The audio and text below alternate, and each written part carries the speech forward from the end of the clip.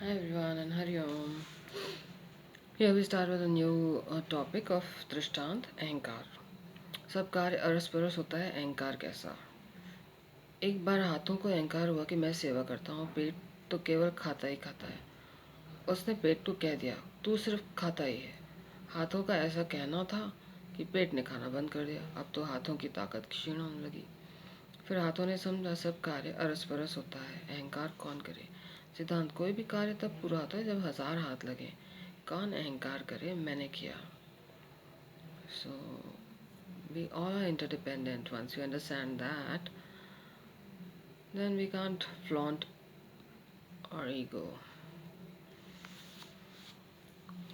राजा भर्तृहरि ने अपना अहंकार पहचाना. राजा भर्तृहरि जब गुरु के पास ज्ञान ले रहे थे तब गुरु ने उन्हें अपने घर में भिक्षा लाने को कहा. राजा महल गया, भिक्षा मिली, पर जब वो वहाँ खड़ा था तब आया ने ऊपर से कचरा फेंका तो सीधे राजा के सिर पर पड़ा. राजा एकदम ऊपर देखा, उसकी दृष्टि में था मैं राजा हूँ, और बोला तूने आया होकर मेरे ऊपर कचरा फेंका है. तो आया ने कहा अभी तक मान अपमान लगता है तो साधु होना दूर है. राजा का सर नीचे हो गया. ठीक कहती है. अहम को चोट लगी तो वह सुजाग हो गया. सिद्धांत सच के रास्ते पर चोटें ठोकरें सुधारती हैं. नेक्स्ट, शिवाजी को अभिमान हो गया. शिवाजी को अभिमान हो गया कि मैं लोगों को भोजन देता हूँ, मैं बड़ा उदार हूँ, बड़ा दाता हूँ. संत रामदास ने उन्हें बुलवाया, कहा अभिमान से सब चौपट हो जाता है. एक चट्टान उठाकर लाओ और इस हथौड़े से उसको फोड़ो. जब चट्टान फटी तो देखा उसके भीतर एक जगह बनी हुई है, उसमें एक कीड़ा है. कीड़े के मुंह में चावल है और थोड़ा सा पानी भी है. फिर रामदास से पूछा फिर संत रामदास ने पूछा क्यों शिवा, कीड़े के मुंह में चावल तुमने रखा, पानी तुमने रखा, तो भगवान कहाँ नहीं है. सिद्धांत सबको खिलाने वाला भगवान है.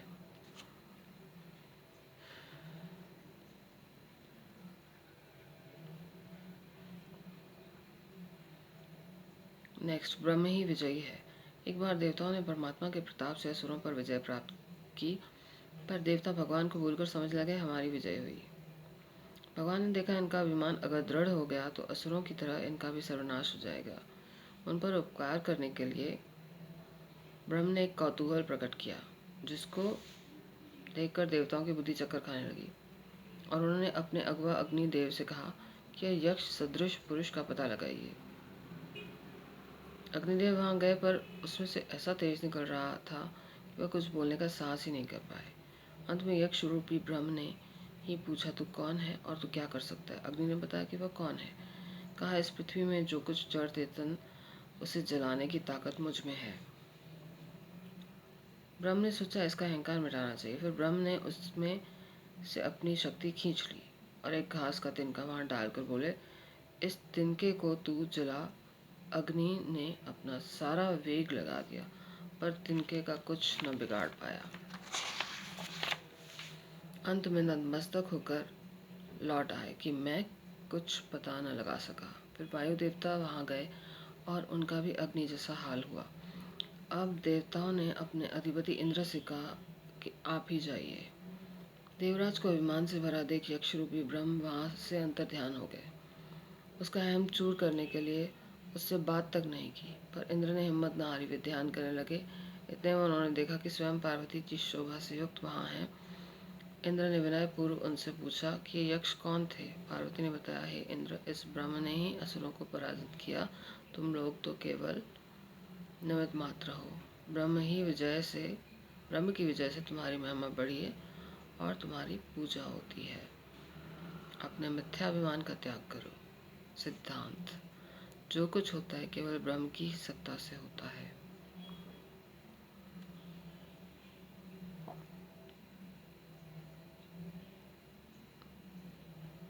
As a robot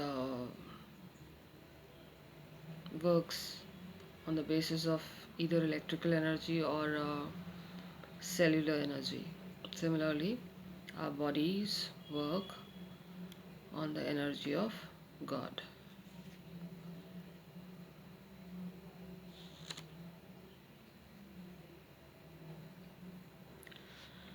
नेक्स्ट, नाम के लिए मंदिर मूर्ति बनवाई। एक आदमी ने रास्ते में देखा पत्थर तराशे जा रहे हैं। पूछने पर मालूम पड़ा मंदिर बन रहा है। उसने सोचा बहुत उदार हैं ये लोग। आगे चलकर देखा मूर्तियां बन रही हैं और आगे बढ़ा तो पत्थर पर नाम की खुदवाई हो रही है। अब असलियत समझ में आई। सिद्धांत, मूर्ति मंदिर लोगों की भलाई के लिए नहीं, नाम के लिए बनाए जाते हैं।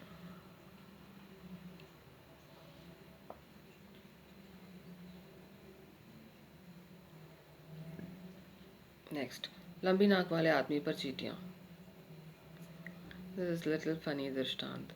एक लंबी नाक वाला आदमी सो रहा था। चींटियों ने सोचा देखें कौन इसकी नाक पर पहले चढ़ पाता है। अलग अलग दिशाओं से 5-6 चढ़कर एक साथ ऊपर पहुंच गई। अब उनमें तू मैं होने लगी कि कौन पहले पहुंचा। इतने में वो आदमी उठ बैठा। नाक पर एक उंगली घुमाई। चींटियां क्षण में गायब हो गई। सिद्धांत, हम है निर्बल, वो है बलवान। फिर भी हम अहंकार करते हैं तो भगवान एक पल में हमें नष्ट कर देता है।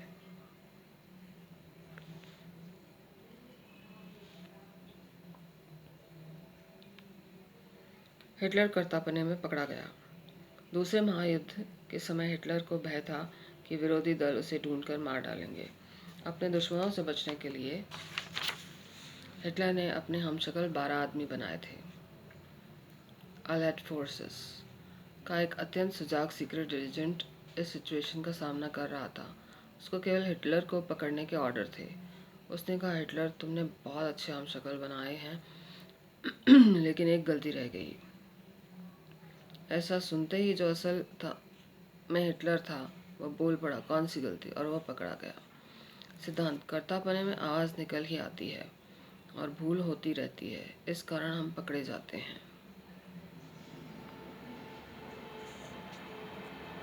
फुटबॉल का खेल। एक मैदान में कुछ लड़के फुटबॉल खेल रहे थे। एक गुरु और शिष्य वहां से गुजरे। शिष्य ने गुरु से पूछा, ये जो फुटबॉल खाकर इधर उधर जा रहा है, इसमें दोष फुटबॉल का या लड़कों का? गुरु ने कहा, दोष उस हवा का है जो फुटबॉल में भरी है। वह यदि निकल जाए, न लड़के इसे मारेंगे न यह इधर उधर लुढ़केगा।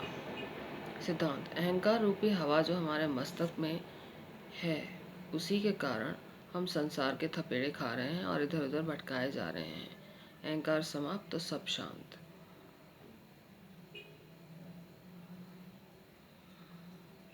As it is, we can see a lot of arrogance and attitude has taken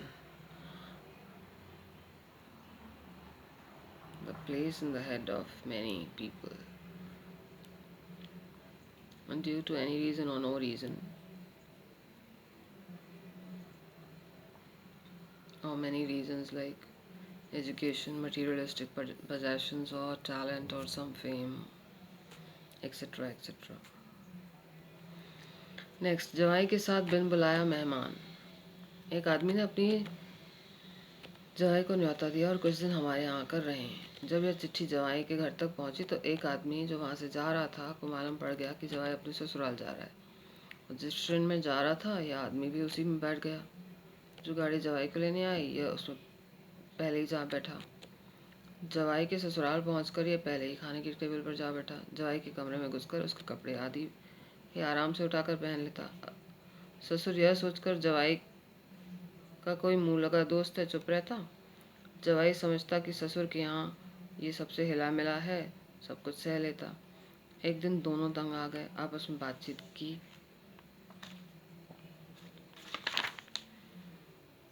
मालूम पड़ा धोखा हुआ है। इस आदमी ने जब इन्हें बात करते देखा तो समझ गया इसके बारे में डिस्कशन हो रहा है और पिछले दरवाजे से खिसक गया। सिद्धांत, अहंकार भी बिन बुलाया मेहमान है। इसको पहचान लो तो यह नहीं रहता है।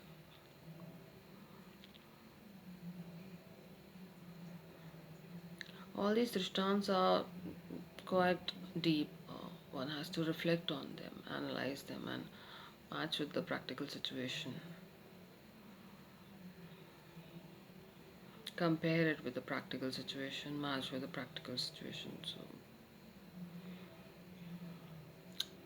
intellectual exercise. सिकंदर का गर्व। सिकंदर अनेक राजाओं को हराकर अपनी विशाल सेना के साथ दिन में एक दिन बड़े अभिमान से जा रहा था। रास्ते में सब झुककर सम्मान देकर सिकंदर का अभिमान बढ़ा रहे थे। उस समय कुछ महापुरुष वहाँ से गुजरे। उन्होंने उसकी तरफ देखा तक नहीं। वे अपनी मस्ती में थे। सिकंदर यह अपमान सह न सका। उसने सैनिकों को भेजकर संतों को बुलवाया। पूछा, किस बात का गर्व है जो विश्व विजेता सिकंदर का सम्मान नहीं किया? एक ज्ञानवान बोले, कुछ धरती को जीत कर अपने को वैभवशाली मानने लगे। यह मिथ्याभिमान है, क्योंकि संसार की सब चीज़ चेंजेबल है। संतों की दृष्टि में तेरा यह मान, धन, बनावटी व्यक्तित्व तुच्छ है। उनकी दृष्टि में असली धन भगवान को तत्व से जानना है और उसकी भक्ति है। ये तपे हुए वचन सुनकर सिकंदर के अंदर गोली की तरह चले गए और उसका अहंकार टूट गया। सिद्धांत, मन को दुनिया से मोड़कर भगवान से जोड़ दो, यही सच्चा धन है। नेक्स्ट, कृष्ण ने गोवर्धन उठाया। जब कृष्ण ने ब्रजवासियों को बचाने के लिए गोवर्धन उठाया था तो जितने ग्वाल बाल वहाँ थे उन्होंने भी अपना अपना डंडा पर्वत के नीचे लगा रखा था। थोड़ी देर में उन्हें अहंकार आने लगा कि हम भी कुछ हैं और हमने भी गोवर्धन उठाया। कृष्ण को जब मालूम पड़ा तो उन्होंने क्षण भर के लिए अपनी सबसे छोटी उंगली जो गोवर्धन पर्वत धारे थी हटा ली। पर्वत गिरने लगा। गोपालों को अपनी भूल का एहसास हुआ। सिद्धांत, एक अकेला सब करे।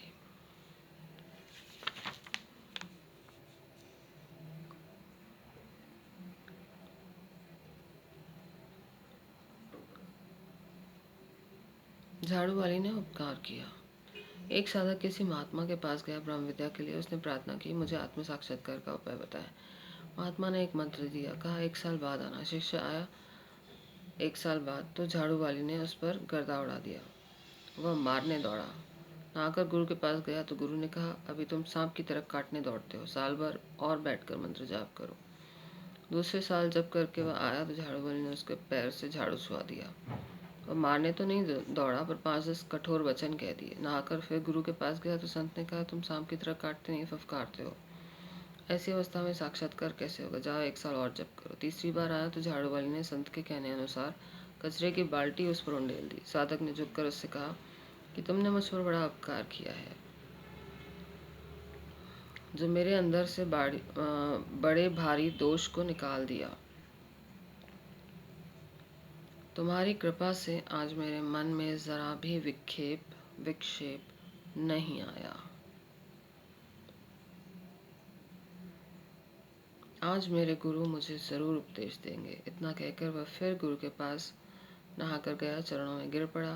गुरु ने गले लगाकर प्यार किया, ब्रह्म के स्वरूप का उपदेश दिया। शुद्ध अंतःकरण में तुरंत ही उपदेश के अनुसार धारणा हो गई। अज्ञान मिट गया। साधक निहाल हो गया। सिद्धांत, ज्ञान तो था ही, आवरण दूर होने से उसकी अनुभूति हो गई। So there are 3 layers of ignorance: mal, vikhep, avran. When these get removed, purified, they annihilate, evaporate, then one can realize oneself.